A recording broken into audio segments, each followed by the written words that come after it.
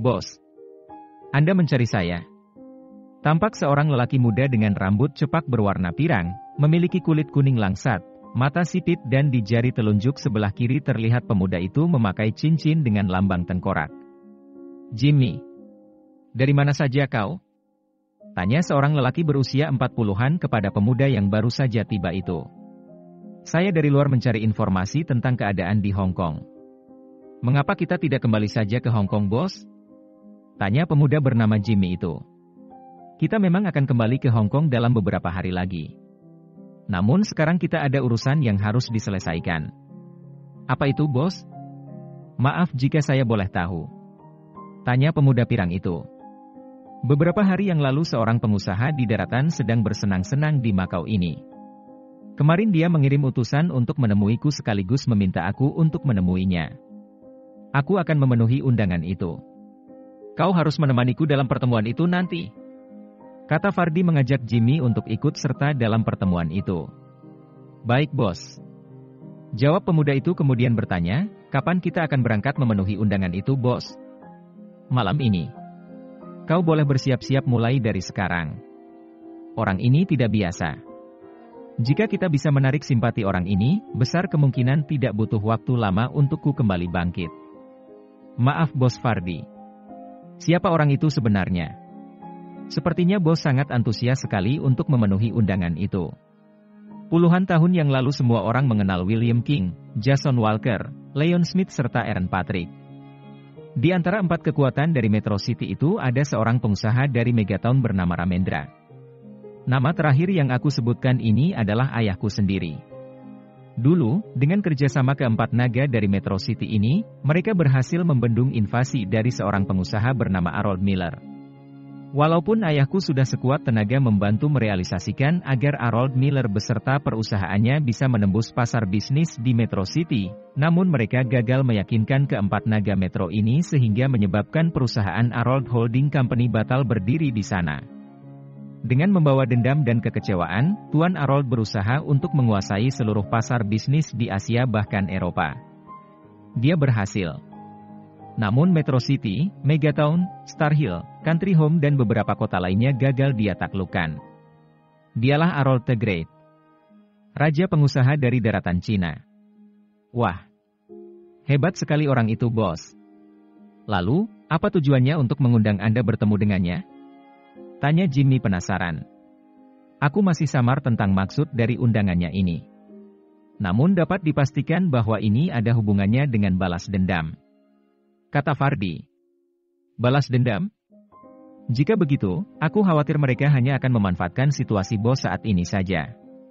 Tidakkah bos merasa kalau nantinya kita hanya akan dijadikan alat belaka? Kata Jimmy mengutarakan kekhawatirannya.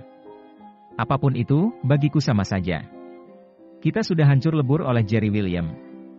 Satu-satunya aset yang aku miliki hanyalah apartemen dan klub malam yang tidak dapat dijadikan tempat menggantungkan hidup.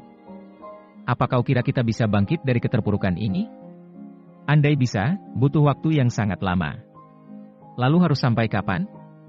Apakah harus menunggu mati? Bos, Anda mungkin sangat dendam atas kekalahan yang lalu. Tapi bukankah Anda tahu bahwa Jerry Williams sudah angkat kaki dari perusahaan?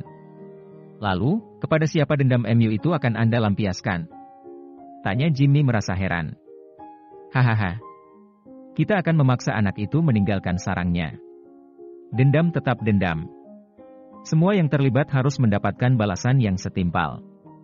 Mulai saat ini, pelajari lawan MU. William Group Company adalah target utama kita. Sekali lagi aku katakan, pelajari lawan MU. Maka kita akan tahu di mana letak kekuatannya dan juga kelemahannya. Baik, bos. Itu tidak sulit untuk dilakukan. Memang tidak sulit. Namun jika tidak dilakukan dari sekarang, semuanya akan serba terlambat. Satu kebodohanku yang sampai saat ini tidak bisa aku maafkan adalah terlalu percaya kepada Robin Patrick dan kakakku. Aku terlalu terbawa emosi. Pengalaman adalah guru yang terbaik. Belajar dari kesalahan mulai dari sekarang. Kata Fardi sambil menatap ke arah jam tangannya. Bersiap sekarang. Sebentar lagi kita akan berangkat. Siap, bos. Kata Jimmy lalu bergegas turun ke lantai bawah untuk mempersiapkan segala sesuatunya. Galaxy Hotel Macau. Sebuah mobil BMW jenis sedan melaju memasuki ruang bawah tanah Hotel Galaxy lalu memasuki ruangan lift khusus kemudian naik ke lantai paling atas di hotel mewah tersebut.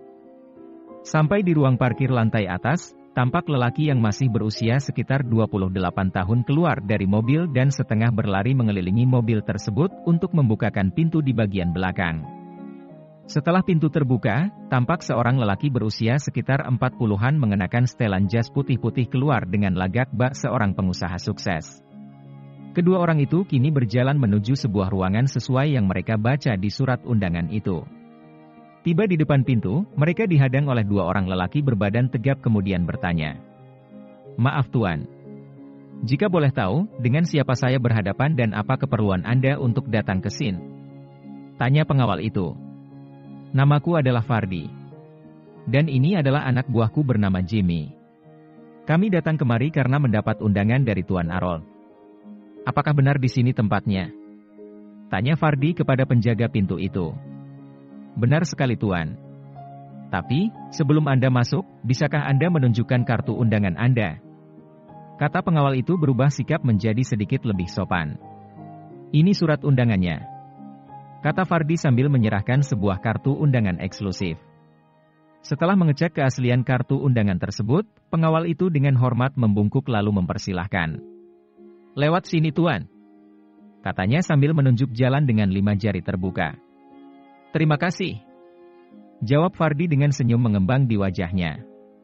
Setelah mereka berdua memasuki ruangan yang sangat luas di lantai paling atas Hotel Galaxy tersebut, kini baik Fardi maupun Jimmy sempat terkagum-kagum melihat kemewahan pesta itu. Fardi yang memiliki wawasan yang luas serta mengenal beberapa pengusaha sukses juga terkagum-kagum karena beberapa dari pengusaha itu terlihat di ruangan itu dan sebagian dari mereka tampak sangat menjilat kepada lelaki tua berusia sekitar 70-an yang duduk di kursi kebesaran sambil didampingi oleh dua orang gadis muda yang masih belia serta beberapa pemuda yang berdiri bagaikan patung di belakang kursi kebesaran lelaki tua itu. "Apakah lelaki tua itu yang bernama Arnold Miller, Bos?" tanya Jimmy berbisik. "Benar. Walau sudah puluhan tahun tidak bertemu, aku masih ingat dengan wajahnya. Lelaki itulah sekitar 30 tahun yang lalu datang ke Megatown mengunjungi mendiang ayahku. Jimmy, ayo kita dekati mereka," ajak Fardi sembari melangkah untuk mendekati lelaki tua namun memiliki sorot mata yang sangat mesum itu. Lelaki tahu itu bahkan tanpa malu-malu menarik seorang wanita muda untuk duduk di atas pangkuannya dan mulai menghujani tubuh gadis itu dengan ciuman sambil diiringi gelak tawa dari semua orang yang hadir di tempat itu.